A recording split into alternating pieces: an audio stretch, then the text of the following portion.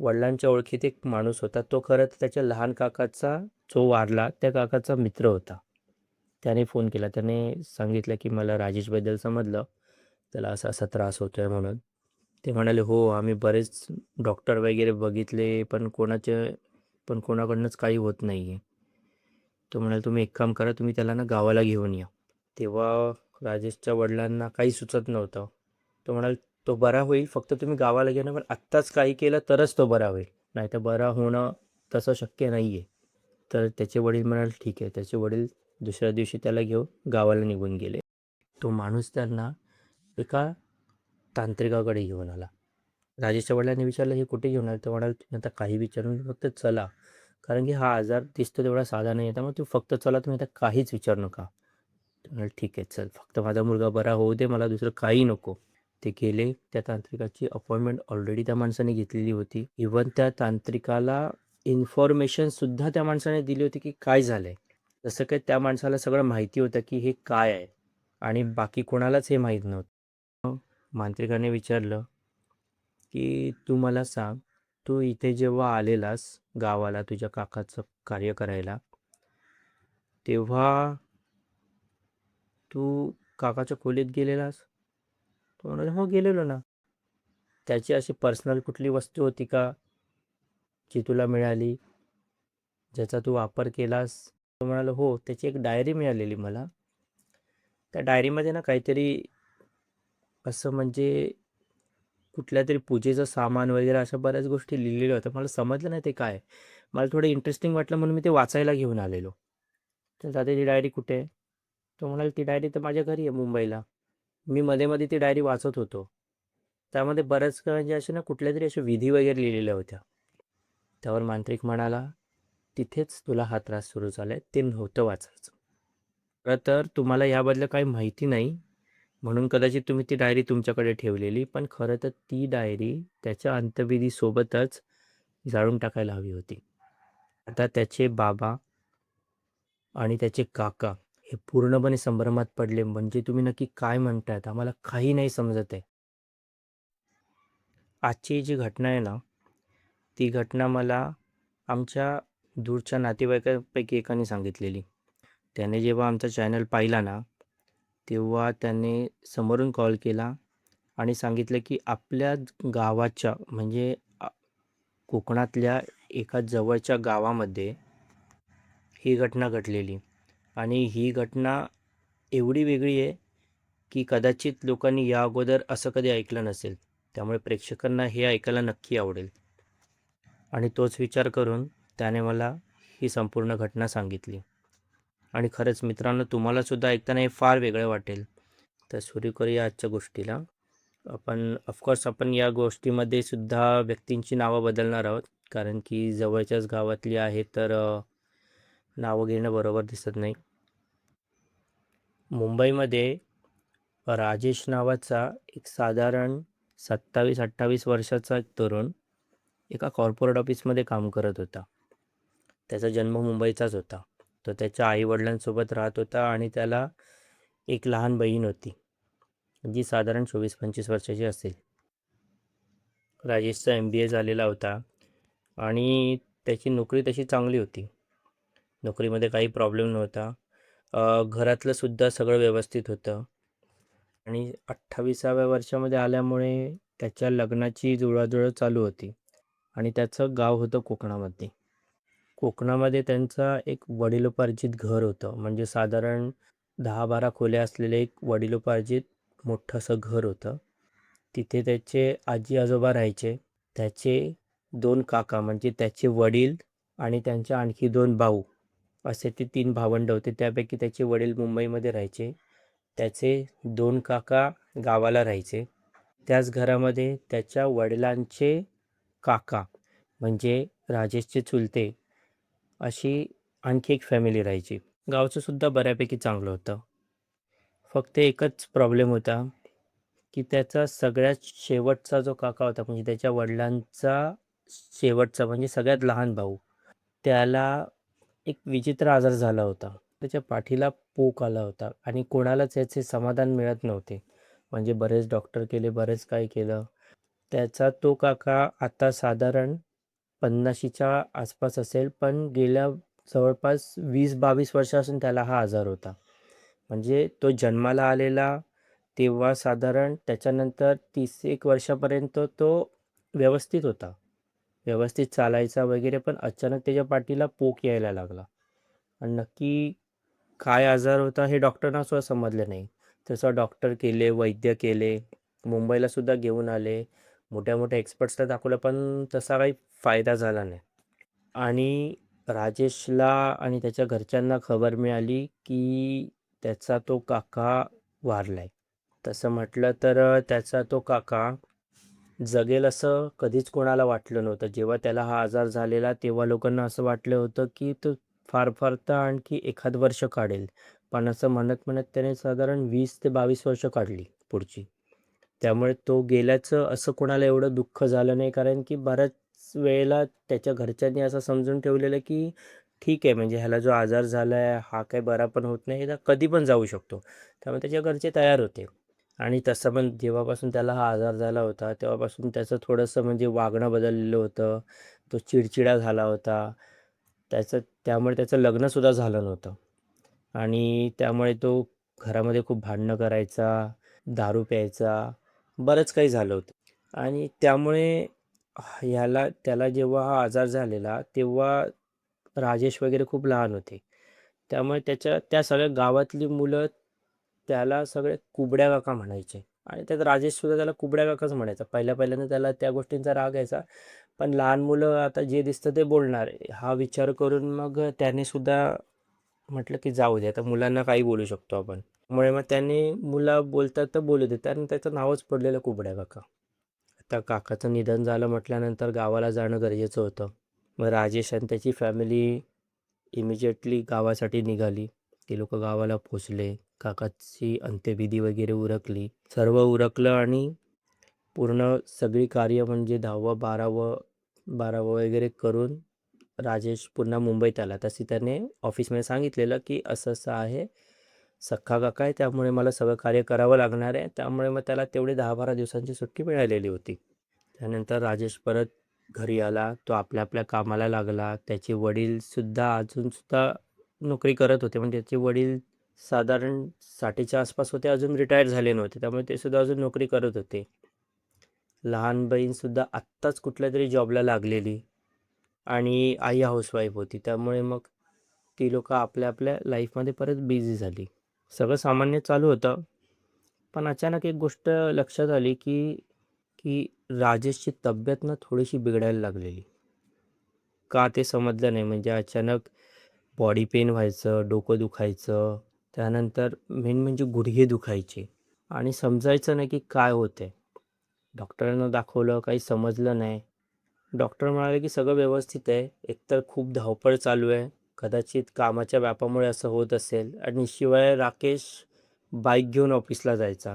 तर डॉक्टरनी त्याला बऱ्याच वेळेला असा सल्ला दिला की बाईक कमी चालव किंवा शक्यतो बाईक चालवूच नको. बसने किंवा ट्रेनने जसं पॉसिबल होईल तसं ऑफिसला जा, पण बाईक नको चालवू. कदाचित तुझी खूप जास्त बाईक चालवणं होते, त्यामुळे तुझं पाठ वगैरे दुखत असेल. राकेशला सुद्धा वाटलं की ओके, असं होतं. सतत बाईक चालवणाऱ्या लोकांना पाठीचा त्रास हा बऱ्याच वेळेला होतो. त्यामुळे ठीक आहे, मग त्याने बाईक चालवणं जवळपास पूर्णपणे बंद केलं. आता तो ऑफिसला जाण्यासाठी सुद्धा बसनेच जायचा. ऑफिससुद्धा मुंबईमध्ये होतं. एक पर्टिक्युलर नंबरची बस पकडली की ते ऑफिसच्या बिल्डिंगसमोर उतरायची. त्यामुळे तो बसने जायला लागला. नंतर बाईक बंद केल्यानंतर थोडे दिवस त्याला जरा रिलीफ वाटला, पण नाही, परत तेच. पाठीत दुखायला लागलं, गुडघे दुखायला लागले, मान दुखायला लागली, डोकं सतत धरलेलं असायचं. आता मात्र त्याला थोडं विचित्र वाटू लागलं. त्याला असं वाटलं की बापरे! कुठला आजार वगैरे तर नाही झाला आणि सगळ्यात मेन म्हणजे राहून-राहून त्याला त्या काकाचं डोक्यात येत होतं. काकाला सुद्धा असंच काहीतरी झालं होतं. त्याने बरेच डॉक्टर केले, पण कोणाचाच गुण आला नाही. ते करता-करता 2 ते 3 महिने उलटले. आता मात्र त्याच्या घरच्यांना पण भीती वाटायला लागली. त्यांच्या डोक्यात सुद्धा तेच आलं, की काकाला सुद्धा असंच काहीतरी झालेलं. या अगोदर की ह्याचं काहीतरी पुढे असंच होईल, ह्याला सुद्धा पाठीला पोक वगैरे येईल, यापेक्षा आपण एक काम करू, आपण बेस्टमधल्या बेस्ट डॉक्टरला दाखवून त्यांनी मुंबईतला सगळ्यात बेस्ट डॉक्टर शोधून काढला. यावेळेला त्यांनी पैशाची चिंता नाही केली, कारण की अजूनसुद्धा राजेशचं लग्न झालं नव्हतं आणि एका बहिणीमागे हा एकच मुलगा होता. घरचं सगळं चांगलं होतं. त्यामुळे मुलाला काही होणं हे त्यांना पटतच नव्हतं. त्यांनी सगळीकडे दाखवलं. नंतर गावाला फोन केले. गावाला कुठला आयुर्वेदिक दवाखाना आहे, कुठला वैद्य आहे का, सगळं चेक केलं. पूर्ण भारतभर त्यांनी नेटवरती सर्च केलं की अशा आजारावरती कोण इलाज करतं का? हा आजार आहे हेच कुठे त्यांना मुळात सापडलं नाही. त्यामुळे मग त्यांनी काय केलं, त्यामुळे त्यांनी जो एक डॉक्टर पकडलेला त्याची नॉर्मल औषधं चालू होती, ती औषधं चालू ठेवली. आता ही बातमी त्याच्या गावापर्यंत सुद्धा पसरलेली, कारण त्यांनी गावाला चौकशी केलेली वैद्यांसाठी. गावापर्यंत पसरली. गावाकडे सुद्धा त्याचे आजी-आजोबा, त्याचे काका हे सुद्धा खरंच टेन्शनमध्ये आले होते, कारण की हे सगळे तेच सिम्प्टम्स होते जे त्याच्या लहान काकाला झालेले. असाच एक दिवस त्यांना गावावरून एक फोन आला. हा फोन त्याच्या वडिलांना आला. गावामध्ये त्याच्या वडिलांच्या ओळखीत एक माणूस होता. तो खरं तर त्याच्या लहान काकाचा, जो वारला त्या काकाचा मित्र होता. त्याने फोन केला. त्याने सांगितलं की मला राजेशबद्दल समजलं. त्याला असा-असा त्रास होतोय म्हणून. ते म्हणाले, "हो, आम्ही बरेच डॉक्टर वगैरे बघितले, पण कोणाकडूनच काही होत नाही आहे." तो म्हणाला, "तुम्ही एक काम करा, तुम्ही त्याला ना गावाला घेऊन या." तेव्हा राजेशच्या वडिलांना काही सुचत नव्हतं. तो म्हणाला, "तो बरा होईल, फक्त तुम्ही गावाला घेऊन या, पण आत्ताच काही केलं तरच तो बरा होईल. नाहीतर बरा होणं तसं शक्य नाही आहे." तर त्याचे वडील म्हणाले, "ठीक आहे." त्याचे वडील दुसऱ्या दिवशी त्याला घेऊन गावाला निघून गेले. राजेशने तशी त्या माणसाने ज्याने त्यांना गावाला बोलवलं त्याने सांगितलं कमीत कमी 10-12 दिवस इकडे राहावं लागेल. तर त्या हिशोबाने त्याने 15 दिवसाची वगैरे सुट्टी टाकून तो गावाला गेला. गावाला गेल्यानंतर ज्या माणसाने त्यांना बोलवलेलं तो माणूस त्यांना भेटला. तो म्हणाला, "चला मी तुम्हाला एका ठिकाणी घेऊन जातो.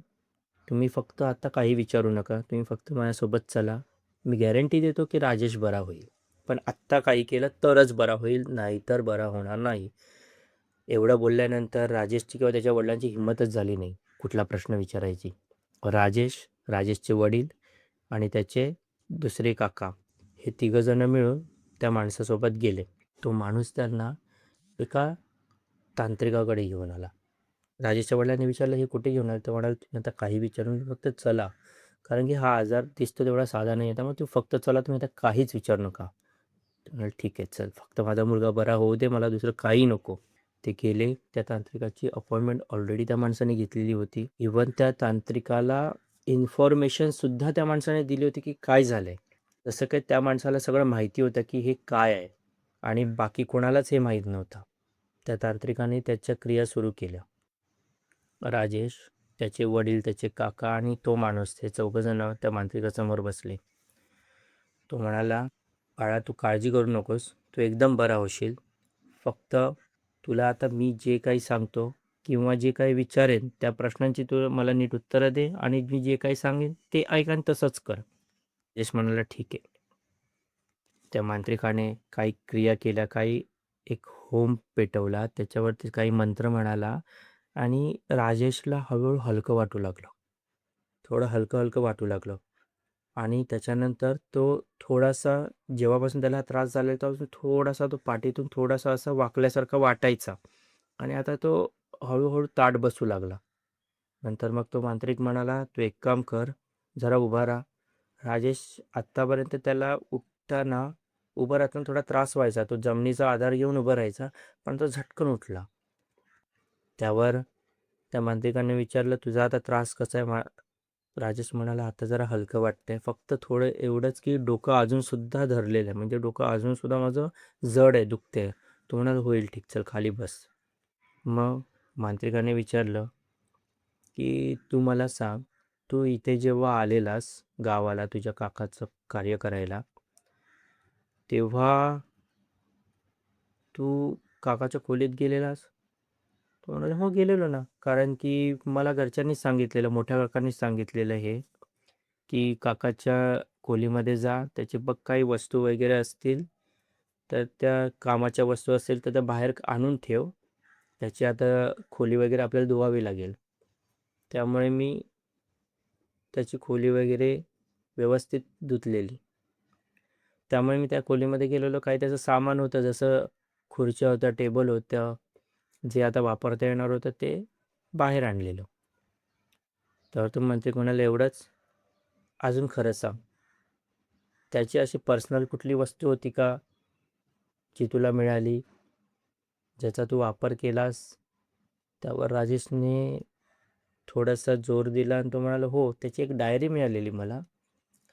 त्या डायरीमध्ये ना काहीतरी असं म्हणजे कुठल्यातरी पूजेचं सामान वगैरे अशा बऱ्याच गोष्टी लिहिलेल्या होत्या. मला समजलं नाही ते काय आहे. मला थोडं इंटरेस्टिंग वाटलं म्हणून मी ते वाचायला घेऊन आलेलो. तर दादा ती डायरी कुठे आहे? तो म्हणाला, "ती डायरी तर माझ्या घरी आहे मुंबईला." मी मध्ये-मध्ये ती डायरी वाचत होतो. त्यामध्ये बऱ्याच म्हणजे अशा ना कुठल्यातरी अशा विधी वगैरे लिहिलेल्या होत्या. त्यावर मांत्रिक म्हणाला, "तिथेच तुला हा त्रास सुरू झालाय. ते नव्हतं वाचायचं. खरं तर तुम्हाला याबद्दल काही माहिती नाही, म्हणून कदाचित तुम्ही ती डायरी तुमच्याकडे ठेवलेली. पण खरं तर ती डायरी त्याच्या अंत्यविधीसोबतच जाळून टाकायला हवी होती." आता त्याचे बाबा आणि त्याचे काका हे पूर्णपणे संभ्रमात पडले. "म्हणजे तुम्ही नक्की काय म्हणतायत? आम्हाला काही नाही समजत आहे." आणि राजेश तर खरंच बुचकळ्यात पडला होता आणि सगळ्यात मेन म्हणजे राजेश घाबरला होता जेव्हा तो मांत्रिक म्हणाला, की डायरी जाळून टाकायला पाहिजे, ती वाचायला नव्हती पाहिजे. त्यावर तो मांत्रिक म्हणाला, की "आता तुम्हाला सगळी पुढची गोष्ट हा सांगेल." हा म्हणजे कोण? त्या छोट्या काकाचा मित्र जो त्या तिघांना इथे घेऊन आलेला. हे सत्य सांगण्या एक इथे मेन्शन करतो, की तो जो काका जो वारला होता, राजेशचा जो छोटा काका जो वारला होता, तो गेल्या साधारण 15 एक वर्षापासनं त्यांच्या घराच्या बाजूला एक छोटंसं घर होतं. म्हणजे गावाला ज्याला मांगर म्हणतात. म्हणजे घराच्या बाजूला एक साधारण एक छोटीशी अशी खोली बनवलेली असते, ज्याच्या अडगळीची खोली एका प्रकारची, जिथे सामान वगैरे ठेवलं जातं. म्हणजे नको असलेलं सामान वगैरे ठेवलं, तो तिकडे राहायचा. कारण की तो वरच्या वर दारू प्यायचा, भांडायचा लोकांशी, घरामध्ये शिवीगाळ करायचा. त्याच्यामुळे ना घरच्यांशी त्याचे खूप वाद व्हायचे आणि म्हणून तो कंटाळून ना त्या मांजरामध्ये राहायला गेलेला आणि तिथलंच ते सामान बाहेर काढायचं होतं. तिथे त्याची एक बेसिक गोष्ट होती, त्यांची खुर्ची, टेबल वगैरे. तर जेवायला त्याच्या घरीच यायचा. त्याच्या मेन घरामध्ये तो जेवायला यायचा, पण राहायला तिकडे राहायचा आणि तिकडेच त्याची ती डायरी त्याला मिळालेली होती. तर आता त्या छोट्या काकाच्या मित्राने त्यांना सांगायला सुरुवात केली. तो म्हणाला, "तुमच्या छोट्या काकाची ही अवस्था कशामुळे झालेली माहिती आहे?" तर ते म्हणाले, "कशामुळे?" म्हणते, की काही वर्षापूर्वी म्हणजे साधारण आजपासून 20 ते 22 वर्षापूर्वी तुमच्या त्या भावाला एक मुलगी आवडायची. पण त्या मुलीने याला कधी होकार नाही दिला. कारण की हा म्हणजे दिसायला साधारण होता आणि मेन म्हणजे ती मुलगी थोडी श्रीमंत घरातली होती. त्यामुळे ती त्याला नेहमी असं म्हणायची, की "तुझ्याकडे आहे काय? तू तर फाटका आहेस. तुझ्याकडे पैसा-बिसा काय नाही. तुझ्याशी लग्न करून मी करणार काय?" आता ती मुलगी कोण आहे ती जाऊ दे. कारण की उगाचच तिचं पण लग्न झालंय. तिची मुलं आता मोठी झाली. त्यामुळे ते मी सांगत नाही. पण ती त्याला आणि ऑब्व्हियस आहे कुठलीही मुलगी हा विचार करणारच. तर त्यामुळे तिने त्याला 2-3 वेळा नकार दिला होता. कारण की त्याने तिला बऱ्याच वेळेला अप्रोच केला, पण तिने त्याला कधीच हे केलं, की "मला तुझ्याशी लग्नच करायचं नाही. मला माझं भविष्य बघायचं आहे. तुझ्यासोबत माझं काहीच भविष्य नाही आहे." आणि हा जो काका होता, हा जो त्यांचा जो छोटा भाऊ आहे, हा फक्त शेती करायचा. घरची जी शेती होती, तो हा सांभाळत होता. त्यामुळे ती म्हणाली, "तुझ्यासारख्या शेती करणाऱ्या माणसासोबत मी का हे करू? जर का माझ्या घरचे माझं लग्न करायचं बघतायत, माझ्यासाठी चांगली-चांगली स्थळं येत आहेत. मुंबईची स्थळं येत आहेत." तर त्याने ही गोष्ट मनावरती घेतली होती आणि हा फक्त शेती करत होता.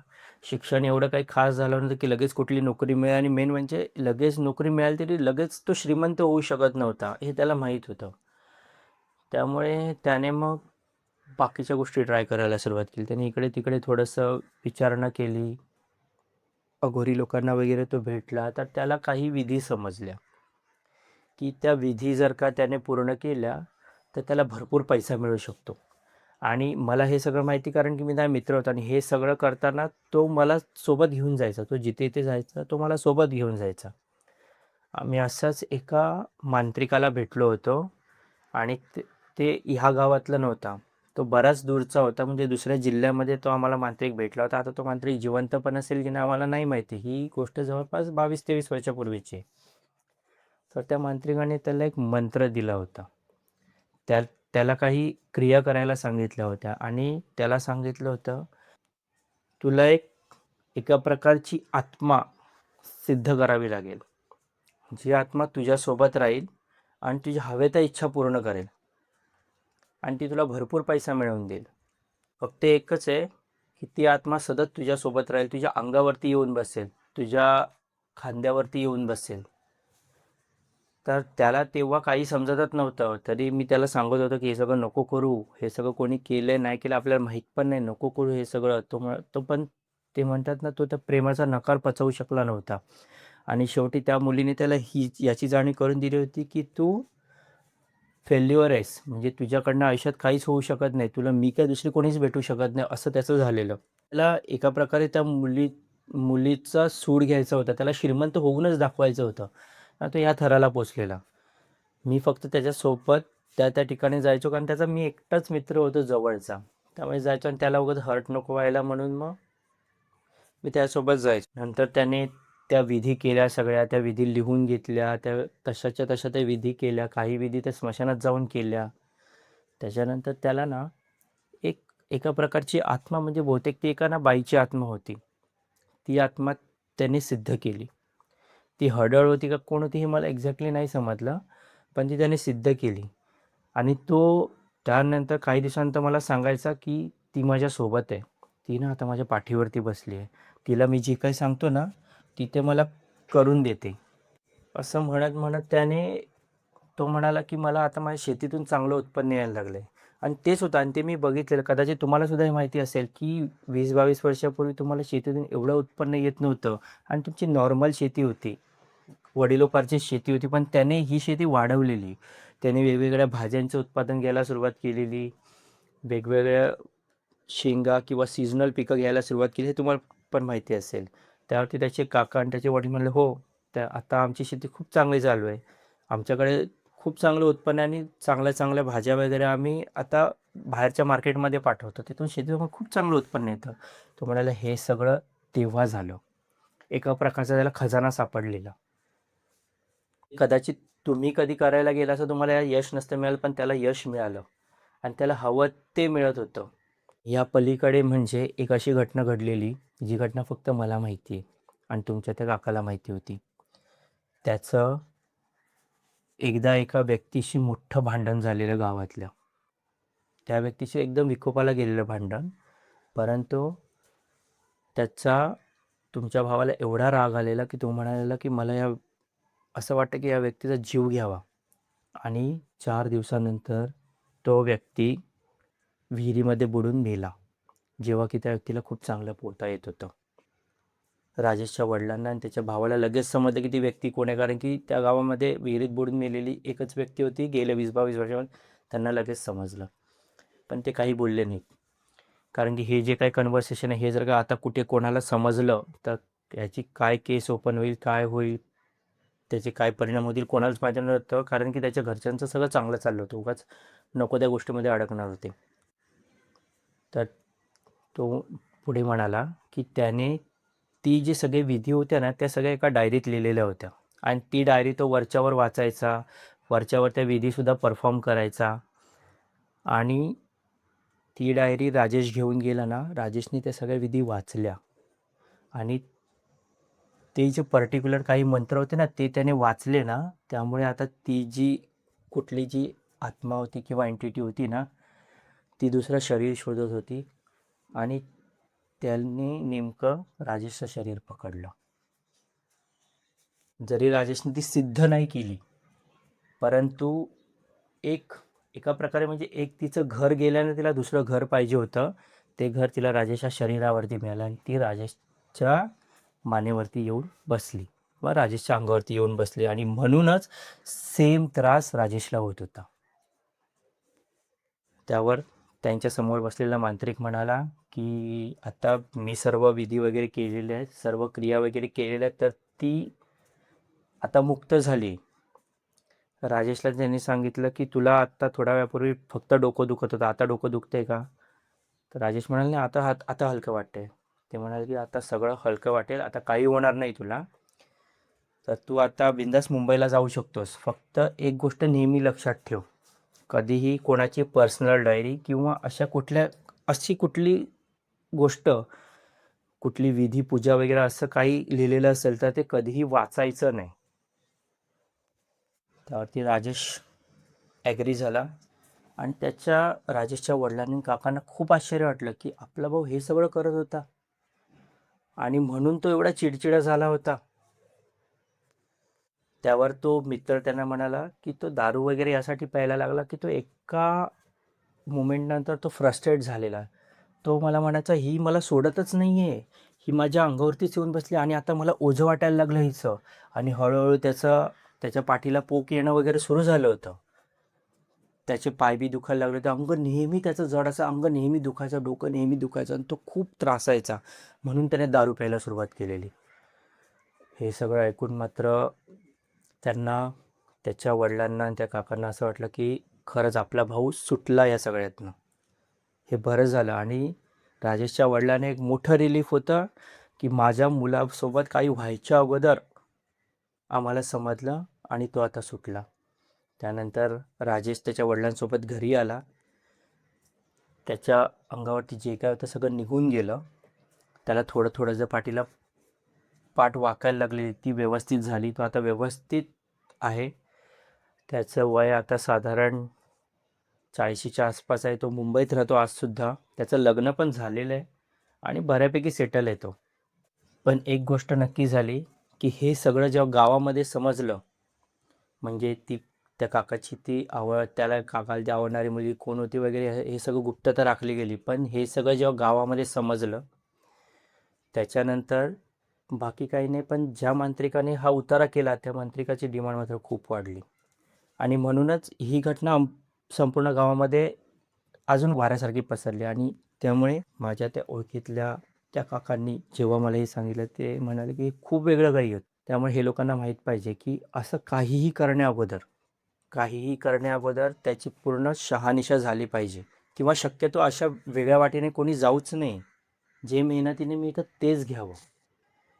तर मित्रांनो, तुम्हाला ही गोष्ट कशी वाटली हे आम्हाला कमेंट करून सांगा. आणि तुमच्या ओळखीतल्या कोणासोबत किंवा तुमच्यासोबतसुद्धा असं काहीही झालं असेल, काही असं म्हणजे जगावेगळं असं तुम्हाला वाटायचं की हे असं होत नाही पण हे नॉर्मली माझ्यासोबत झालं किंवा माझ्या ओळखीतल्या कोणासोबत तरी झालं आहे असं वाटत असेल तर मला तुम्ही मेलवरती कळवू शकता. ईमेल ॲड्रेस आम्ही डिस्क्रिप्शनमध्ये देतो आहोत. आणि स्टोरी आवडली असेल तर नक्की लाईक करा, आपल्या मित्रांसोबत शेअर करा, आपल्या नातेवाईकांसोबत शेअर करा, फॅमिली व्हॉट्सअप ग्रुपमध्ये पाठवा, काही प्रॉब्लेम नाही, लोक अवेअर होतील फक्त. आणि आमच्या चॅनलला सबस्क्राईब करा. भेटूया पुढच्या स्टोरीमध्ये. धन्यवाद.